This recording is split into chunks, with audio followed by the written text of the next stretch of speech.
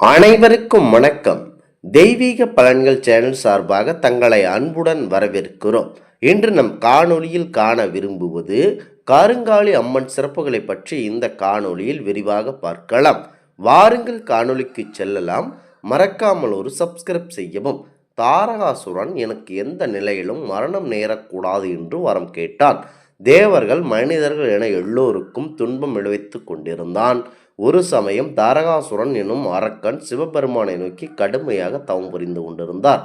அவனுடைய தவத்திற்கு மனமிறங்கிய பரம்பொருள் சிவபெருமான் அவர்கள் தாரகாசுரன் முன்னால் தோன்றி உனக்கு என்ன வேண்டும் என கேட்க, அவனை பார்த்து உனக்கு என்ன வரம் என்றும் என சிவபெருமான் கேட்கிறார்.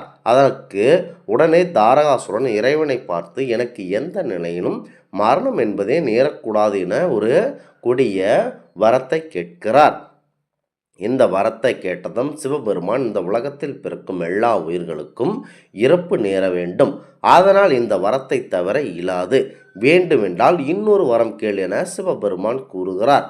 தாரகாசுரனும் சிவபெருமானிடம் எனக்கு மனம் முடிக்காத இளம் மங்கை அகோர முகத்துடன் ஆடை அணிகலன்கள் ஏதுமின்றி என்னோடு யுத்தம் செய்து என்னை வீழ்த்த வேண்டும் என்று கேட்டுக்கொண்டான்.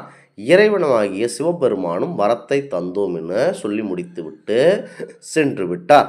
உடனே தாரகாசுரனும் ஒரே மகிழ்ச்சியாக இருந்தார். நாம் மரம் வாங்கிவிட்டோம், இதனால் நமக்கு இப்பிறவியில் மரணமில்லை என்று எண்ணிக்கொண்டிருந்தான். அப்போது இதனால் தேவர்கள் மனிதர்கள் என எல்லோருக்கும் துன்பம் விளைவித்து கொண்டிருந்தான் தாரகாசுரன்.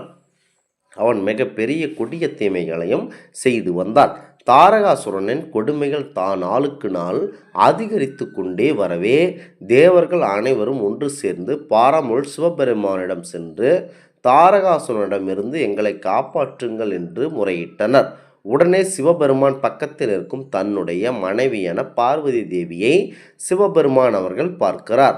உடனே பார்வதி தேவியின் மேனியில் இருந்து தனது சாயலுடன் அனல் கொண்ட பார்வையும் ஆங்கார ரூபம் கொண்ட காளி தேவி பிறந்தார்கள்.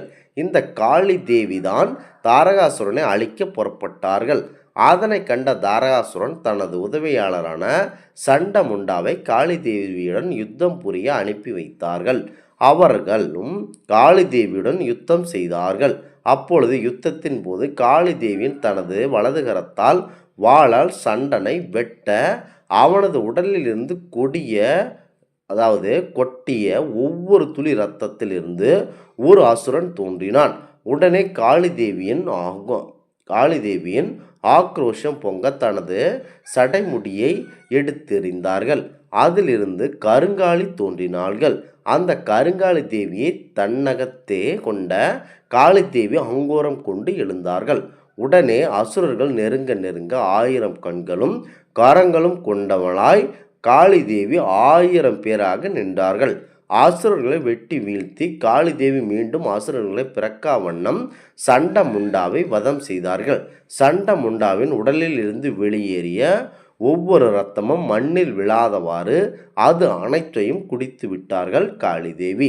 சண்டமுண்டாவை அழித்த பின்னர் தாரகாசுரனையும் அழித்தார்கள் காளி தேவி. அசுரனை அழித்த மகிழ்ச்சியில் வெறிகுண்டு ஆடினார்கள் அந்த காளி தேவி. இப்படி மகிழ்ச்சியில் ஆடிக்கொண்டிருக்கும் காளிகா தேவி பின்னால் இருக்கக்கூடிய சிவபெருமானை தள்ளிவிட்டு அவர் மீது ஏறி நின்று ஆடினார்கள். சிறிது நேரத்தில் தன் தவறை உணர்ந்த காளி தேவி ஞானத்தால் தன்னுடைய நாக்கை கடித்தார்கள். அதிலிருந்து இரத்தம் கொட்டியது.